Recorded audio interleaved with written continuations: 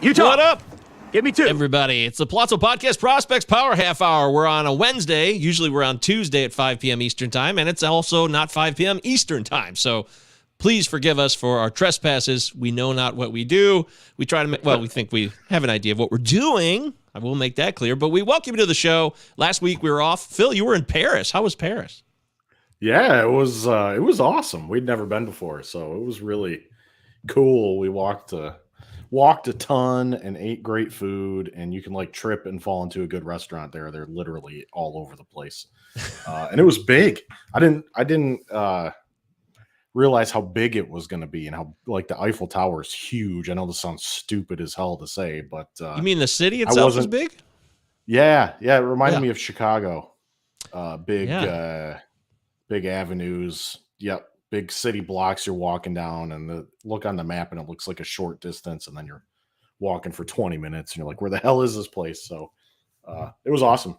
Everybody spoke English so well there, like makes you feel stupid for not speaking a second language. Literally everybody speaks English there.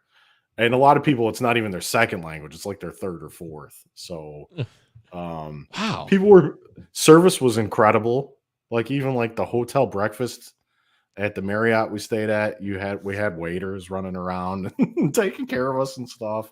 And everywhere was like that. Service was really amazing. I didn't think people were unfriendly. So I don't know where that stereotype comes from, but I bet there was somebody there who was pissed. Somebody in town was pissed that day. Oh, yeah, it does happen. Yeah, for sure. But just like in general, it didn't seem like it being in any big city like New York or Chicago or whatever, So really cool. Would highly recommend it. Yes, sir. I've never been over there, so I can't speak to any of that. But what I do want to speak to are prospects. So for this episode, I wanted to focus with originally planned the May 1st cuts, which are now no longer happening, apparently, except for bullpens or batting. Do hitters have to go down? Do you understand what's going on with this change for the original May 1st cuts? It was going to be that as of May 1st, a team could not carry more than 13 pitchers. Now it's going to be they can continue to carry as many pitchers as they'd like, I think. So, you have to get down to 26 guys. So what a lot of teams will do is carry 14 pitchers and 12 hitters. The original plan was going to be a 13-13 split. There's actually been a couple good articles on this topic for anybody that's interested. Read one today from Ben Clemens at Fangraphs, which I thought was fascinating, where he laid out research on how this season has had the most innings pitched by relievers in the history of baseball so far. Mm-hmm. And it's contributing to the offense being down, right? Because relievers are pitching more innings. Batters are at a disadvantage the first time they see a pitcher.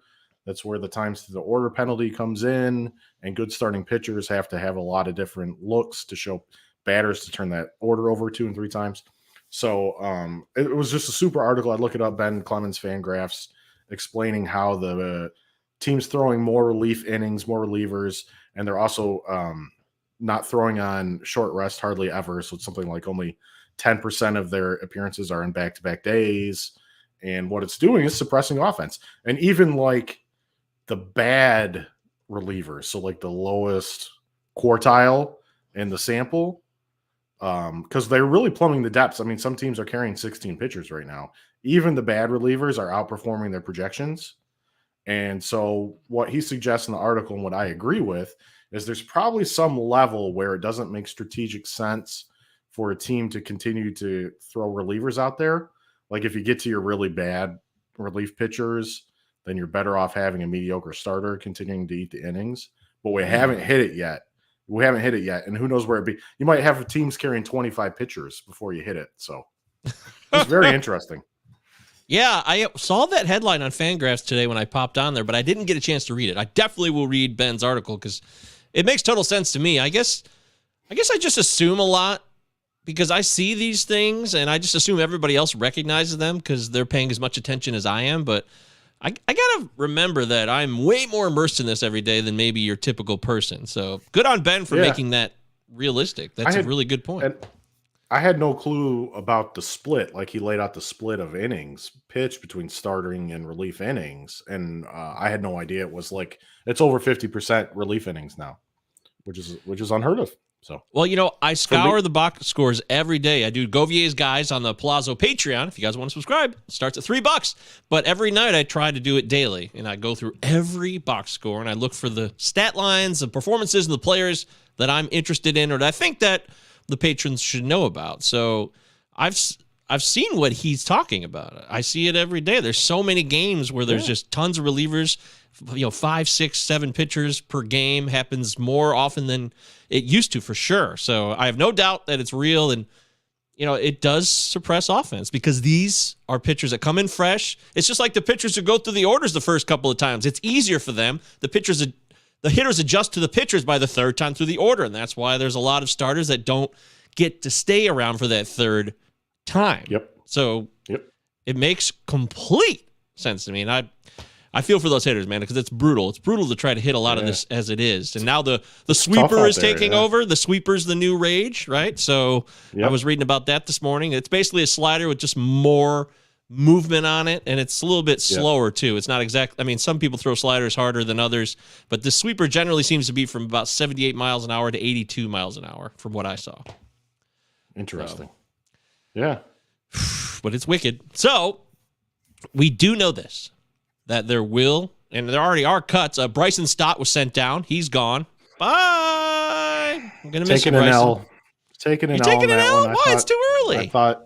I thought, well, not all around, but I thought even just for 2022, he was going to take the starting job. I thought it was going to be his, and he would at least hit enough for average to stick around. So I didn't foresee him struggling to hit for average like he has. But the first week, it looked like Baum was toast, and it was all going to be Stott season, but it changed things changed very quickly in this game. It's hard. You can see how these guys have to adjust quickly to this stuff because the pitchers are ahead of them, and they're facing game planning like they haven't seen before. Like when you're first called up, the teams are going to use all the data they have against you to shift outfield positioning. There's somebody who wrote I think Baseball Prospectus had a really good article on outfield positioning today.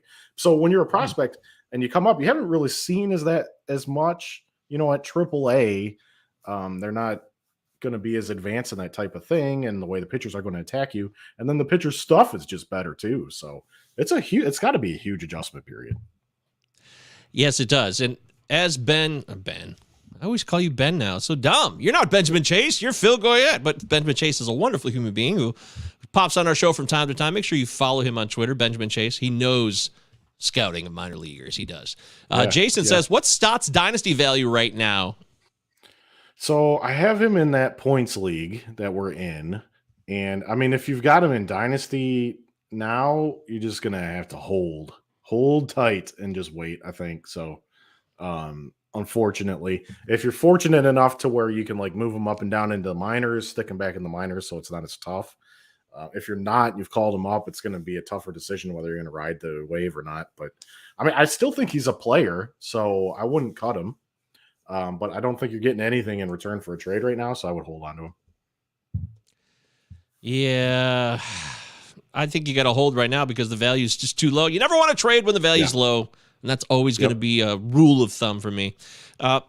Regarding the cuts on May 2nd, which are in effect still, so just to clear up the confusion, as Phil said, you can have up to 14 pitchers on your roster, but you still have to get your roster down to 26 players for the day of May 2nd next week. So I wanted to make that clear, even for myself, to really make sure, because baseball just wants to, they're always changing things on the fly, whether it's initiating a playoff system during the short bozo season right before the beginning of the year. They do this right up to the last week of the extension. They make this slight adjustment, and the baseball is absolutely compromised. You never know which baseball it's going to be. Chris Bassett said it better than anybody last night. I'm going to talk about that on a full episode of the Plaza Podcast after this one. So if you like what we do here, stick around. Me and Deary are going to be live after this show doing another episode. We'll talk about the ball itself, but that's the case with the prospects right now. So, I don't know how you can trust it.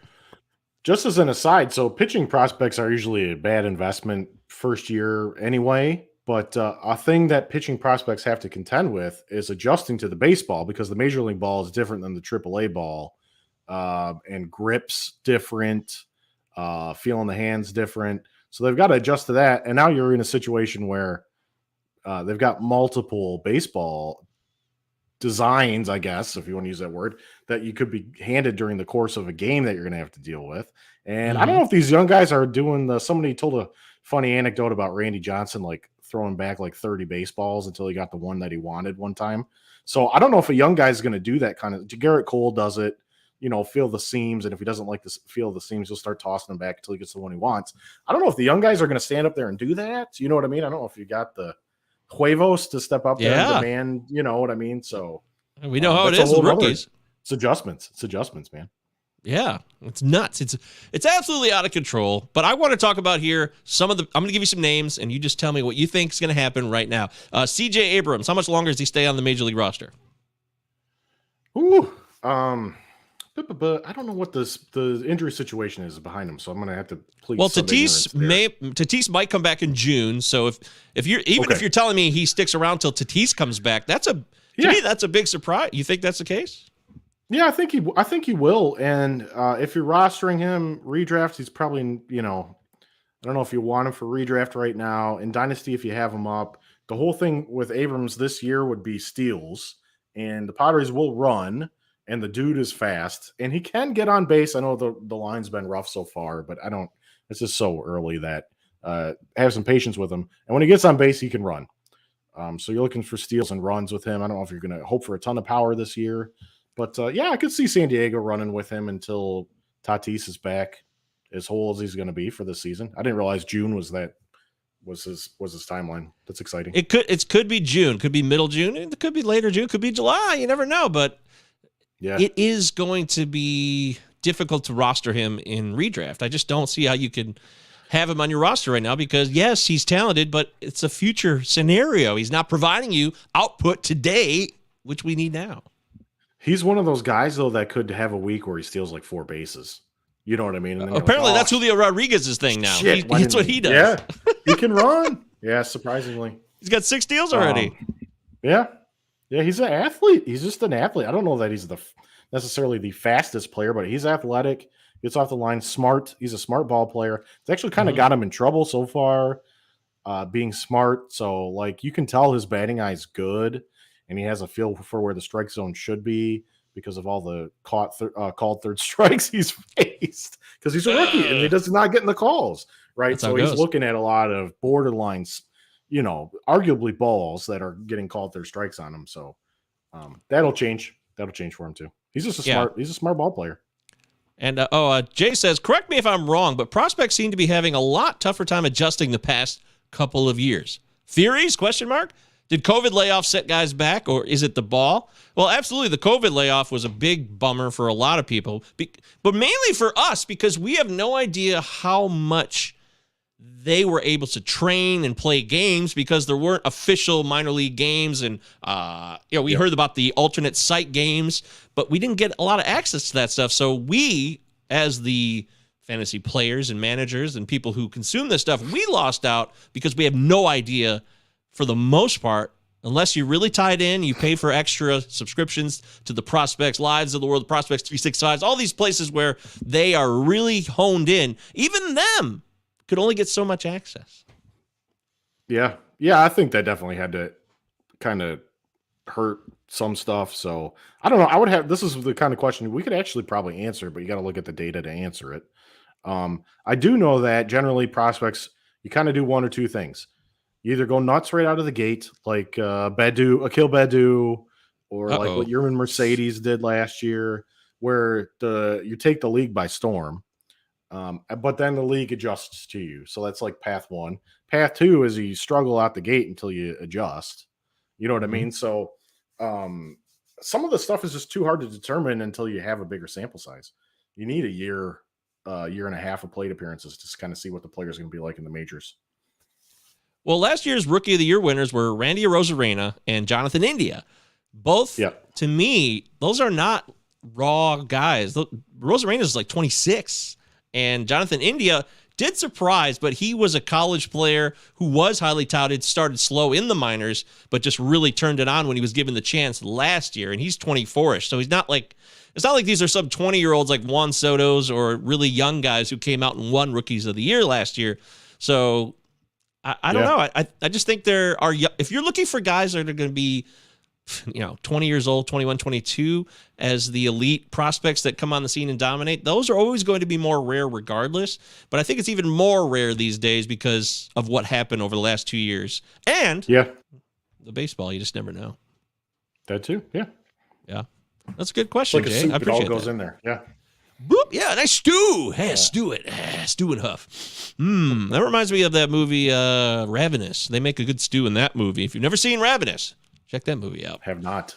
Well, you should watch that one. I think you'd like it. There's a lot of good stews in that movie. I'm just saying. If you love movies because of the stews, Ravenous is the show for you. Utah. 2 L's, 2 Give me Z's. two. Palazzo Podcast Prospects Power Half Hour. We're talking about players who are going to survive the cuts. They're going to be around. Obviously, Julio Rodriguez and Bobby Witt Jr., they're not going to go anywhere. People did ask me this in the Palazzo Discord, by the way, which is free to join. Go to the Twitter handle, 2Ls, 2Zs, Palazzo Podcast. We got a great crew in there. Yeah, get in there with us. Yeah, get your asses in there. You got Russell's Armchair Dungeon Dragon channel. You got to check that out just for that channel alone.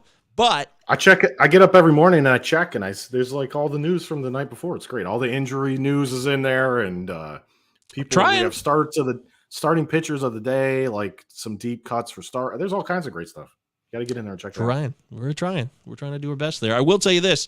They did ask me about Julio and Bobby, but they're not going anywhere. And just for the record, just say it, Phil, so people know that. Yeah. So. Yeah, no, I don't think so. Bobby Witt had a little rough day today defensively Utah. from what I saw in the way against the White Sox, but the growing pains. Well, it does happen, yeah. Okay, some other players of note. What about a Spencer Strider? How long does a Spencer Strider stay around now that he can be part of this extended bullpen? Spencer Strider of the Atlanta Braves, interesting player. I actually dropped him in my main event, which is a 15-teamer last week because it's just too inconsistent. I don't know when he'll pitch, and he's not really like an everyday reliever by any means. He's more of a stretch guy. He'll pitch a couple of innings, and then he'll have 5 days off. So, yeah, he could be great if he's going to keep his ratios down. He had a blow up. I don't know if it was last week, and then it was his last start. That makes it even worse. Yeah. So I still think Strider will probably stay up in the pen because he can be like he's not going to be a high leverage guy for him right now. They're going to keep using him how they've been using him. When they need 2 innings or something, they'll throw him out there in the middle of a game. What I like about him is he should rack up strikeouts, and it's nice then, especially in a deeper like a 15-teamer or something, if he can keep his ratios down because he's giving you more innings, which pushes your ratios down more, and more innings means more strikeouts. So he's racking up strikeouts and chances at wins, stuff like that. So I think Strider sticks around. Yeah, well, he has no reason to leave right now. Yeah. Yeah. As a team, I'm looking at the Pirates. I guess that shows you that I'm rebuilding some teams right now. But so if you look at the Pirates, they just called up Jack Sawinski, power hitting outfielder they got from the Padres trade last summer. So Sawinski just got called up to the big club. And one of my guys, Tucupita Marcano, just got called up to the big club. Because they've had some injury problems. Reynolds is on the COVID IL. Newman's got a groin problem. I saw today he's going to be out 3 to 5 weeks. So these are some position players that should be available on the wire and that should be getting some playing time now that could possibly help you. So like Marcano, Tucupita should be an on base guy. He's shown a little more pop, but on base and maybe steals a couple bags, score some runs, that kind of thing. I think he could play every day. I guess Roster Resource has Van Meter as our everyday second baseman. I don't know if I believe that. So I think and Tucupita can play second, third, short if you need him to. So he probably can even play outfield. So I think some more good news for Diego Castillo too, who's already been there. Yeah. He should stick. So and see some more playing time with the opportunities. And then Sawinski's interesting because he might hit for some pop. So you probably in deeper redraft or see what he can do once he gets going. But he's a guy that can hit for power. His ISO at AA was 333 this year before they called him up. So keep your eye on Sawinski as well. Well, I think Castillo's not going to be known for his power. Diego Castillo of the Pirates, not the Mariners. But if he's going to be playing every day, he might be able to steal a few bags here and there, and he's not going to walk much either. I actually picked him up in my main event, I think the second week of the season, and he hit a home run that week. It was like, oh, wow, what a bonus. But it's really all he's done otherwise. There's not a lot of value so far, but he has to grow too. He's 24, I believe. Yeah. And I think, Pirates are just going to let guys play there. Like you mentioned, all these guys are just out there in the wilderness, free as a bird to do as they please. So, if you find something that sticks, go for it. Yep. And it's the kind of thing where maybe you're streaming a guy or you need an injury replacement for your team because there's so many guys on the IL right now, So just keep your eye on the active roster situations for those bottom feeder clubs, Yes, sir. All right, I want to speed through a few guys here. We're going to wrap up the show soon because I got to do another show right after this of the Palazzo Podcast, 2 L's, 2 Z's. Utah. Follow us on Twitter, Discord, Patreon, all that crap's available. Subscribe to the YouTube channel, of course. If you haven't done that, don't be a fool. And Marty's from his work desk here live. What up, Marty? My man. Marty's hooking it up with the two-start pitcher articles. Those have been clutch so far this year. Yep. Great stuff, Fantrax HQ. If you're in a weekly league, you got to check out Marty's 2-start pitchers each week because that's just like so crucial. So, absolutely agree. Great. Glad you said that. We talked about it a million times. Real quickly, has your tune changed at all with Adley Rutschman? You said that you think all of the players on the Orioles, including Grayson Rodriguez, DL Hall, that they're trying to kind of coalesce them together as a unit. For those of you that have never watched the show, Phil has said this many times that he believes the O's want them to have this connection together as the battery mates, Adley Rutschman, the catcher, and these elite, highly touted pitchers that are on the brink. So is Rutschman coming up, and then we might see a couple of those pitchers soon? Or, because Rutschman's going to get closer to be someone that has to get on this damn roster. It's just getting ridiculous. I know he was hurt to start the year, but. Yeah, I don't think he's quite back from the injury yet. So I think I saw news today that he's just maybe starting to rehab from it. So he might need until June 1st or something before he'd even be ready for them to call him up if they want to. And Gray Rod probably could go. I just don't know why they're going to have him throw, they're going to follow up Bruce Zimmerman with him, like you're trying to win a series or something. Yeah, they got Jordan Lyles. They're all good now. Right. Robinson Chirinos. He's going to work with Robinson Chirinos. So, and I think DL Hall is just penciled in to make his first start of the season. I think I saw that today as well. So I don't know. There's not, with any kind of slight injury with these guys, are going to go slow with them. I do think, like you said, if they come up, it'll be in a timeline where they can kind of get them going at the same time, which might not be till after All-Star break or, August 1st. I hate to say it, but for a team that's not trying to win ball games, if he's not 100% healthy, they're not going to throw him behind the plate. What about Riley Green? I haven't heard any updates. He still is obviously injured. He's not going to be available right now, but they really seem to actually need him. I watched the game last night. The Tigers absolutely blew it on just some stupid defense, like horrendous, multiple defensive lapses at a most crucial point in the game. And this is not the first time I've seen this, Phil. I've been watching games here and there when I can, and I've seen drop foul balls, just couldn't get it. That one play that happened with Tyler Alexander and Tucker Barnhart about 10 days ago where the ball dropped right between the pitcher and the catcher with 2 outs and allowed 2 Yankees to come around the bags and scores. It just dropped right in front of him. It was stupid. So they need Riley Green. Yeah, and he could be playing right instead of Grossman. It's just the injury, so I guess they'll be slow with him. But, look, the Tigers let Torque come up and also kind of get settled in. He was a little bumpy, I think, off the bat, but then he's fine now.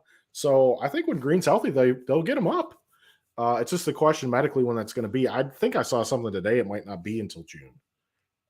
So definitely just with the injury and then the ramp up time after it to make sure the foot's okay and everything. So, but yeah, look, I think he's a defensive upgrade at any of the 3 outfield positions. Just if you start there. And then offensively, I think we talked about it. He was probably the best hitter in the club in the spring before he got hurt. So bottom line, redraft, should you hang on to him? If you have a roster spot, would you be hanging on to Riley Green? I wouldn't. I usually don't play that way. I want somebody on my roster that's going to play now. So okay. I think it's too early to be stashing him. If you want to That's stash fair. him a week ahead of a projected call up, I get that. But to hold it, you're burning a roster spot for at least a month. And All right, let me fire you can off a make better couple. use of that roster spot. No, you're absolutely right. I agree with you as a philosophy too. I'm with you. Let me fire off a couple more names before we go. Tristan Casas of the Red Sox. Bobby Dahlbeck has just been a disaster at first, and Casas is ripping the shit out of the ball. So how are you feeling? What's your gut telling you right now? My gut said he was ready at the start of the season. So, yeah, I think we see him up pretty soon. It might just be when Boston's feeling a pinch, like they need to win some games or something. So they've got they've got some guys that can't play in Toronto and shit going on too. So he might go up and down type of thing. I don't know. But yeah, Okay. Casas would be an upgrade for sure. So Yeah, I think he's close. I think he's going to get in that lineup, and he's going to make a difference. I think he really will. By August, he'll be in that lineup every day. I'm feeling that way right now. That's how I feel. Of course, we're all predicting and prognosticating. Who the hell knows?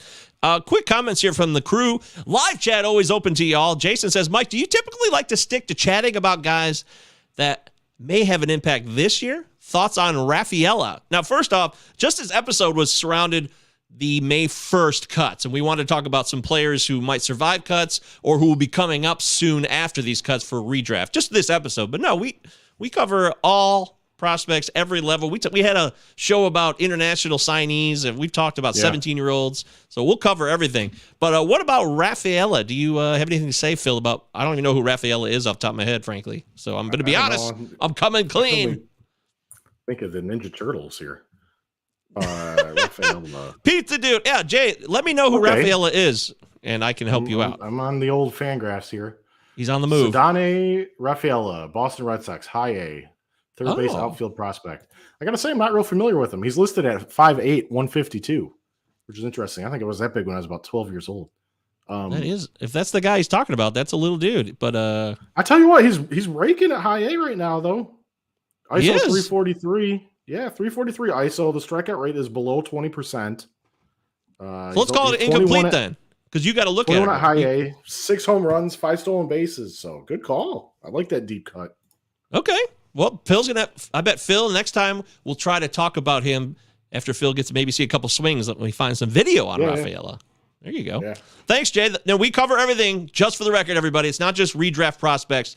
It was just focused around May 1st. Matthew Z here. Hey, I know we came on earlier. People are like, you guys came on early. Sorry about that. That's totally my fault. Abrams being sent down soon. We talked about at the beginning of the show. We don't think Abrams is leaving until Tatis is back, which would be June or later. Guys from Charlie. Yes, Sox prospect getting hype. That's the guy. We got it right. So we nailed it on Rafaela. Is he actually touted to be 5'11"? I don't know. Perhaps. Perhaps, yeah. A couple more real quick here before we get off the air. I wanted to hit you on. Brennan Davis of the Cubs. The Cubs are in a spot here where they have a decent team. I don't think the Cubs are the outfielders are good. Yeah, that's the problem. Yeah. But yeah, for Davis, but yes, so that Suzuki signing, how genius does that look? How good do you feel right now for taking him in that whatever rookie drafter in that league that you took him in? Yeah, I love it, dude. I spent $49 million on it. It was the best $49 million I ever spent. So without a doubt. And how many times can I ever say that in my life?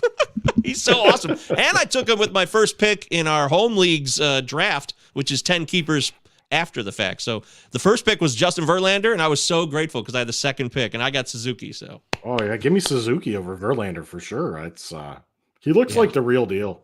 Looks like Verlander's he's healthy. That's good, but Suzuki as a keeper, like right now, he does look like the real deal. Next 5 years, he's right in his prime. It's just beautiful. So.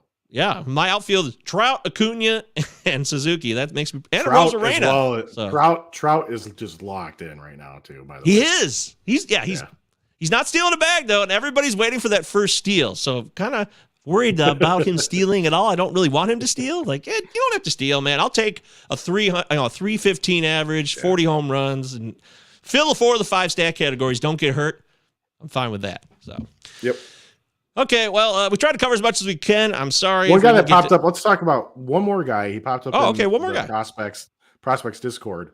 Corbin Carroll. Ooh, who came up in the Discord he was flying out of the gate to start the season last year. Hurt his shoulder, had surgery. Didn't play the rest of the season. He's flying out of the gate again. The D-backs put him up to AA, even though he had never reached that level before. Doesn't matter. He's handling AA, no problem. I think by this time next year, he'll be the top prospect in baseball, likely. Be looking at him to make the opening day roster for Arizona. There might even be an outside chance he gets a cup of coffee toward the end of the year this year. He can really do it all. He's a fantastic prospect. So. Wow. Okay, well, there it is. Oh, also, my friend Dave Petrucci, we didn't do a show last week, and he texted me before the show. Shout out to Dave. Oh, I don't have the shout-out button ready. Sorry, Dave. I'm shouting you out now. He wanted to know what Phil thought of James Wood. And I already told him that Phil loves James Wood, which is funny that you brought that guy up because Phil has talked about him before. But go ahead, Phil. Get it on the record for Dave before we close the show. Yeah, Wood. So he's has a good feel for the plate. He can hit for power. He's an athletic specimen. He's very tall, but has good body control. But you'll be surprised at how well he runs. He's 6'7", but he can run really well. He might be able to cover center field and steal bases and stuff. So he's almost like an O'Neal Cruz type of unicorn kind of guy. He almost the Fangraphs guys always say he almost looks like like he should be playing wing for an NBA team. Not center field for a baseball team. So yeah, he's very exciting. He's a guy I was taking everywhere I could find last year that he was available in leagues. So you hear that, Dave? Great pickup. Yep. There you go. From the horse's mouth.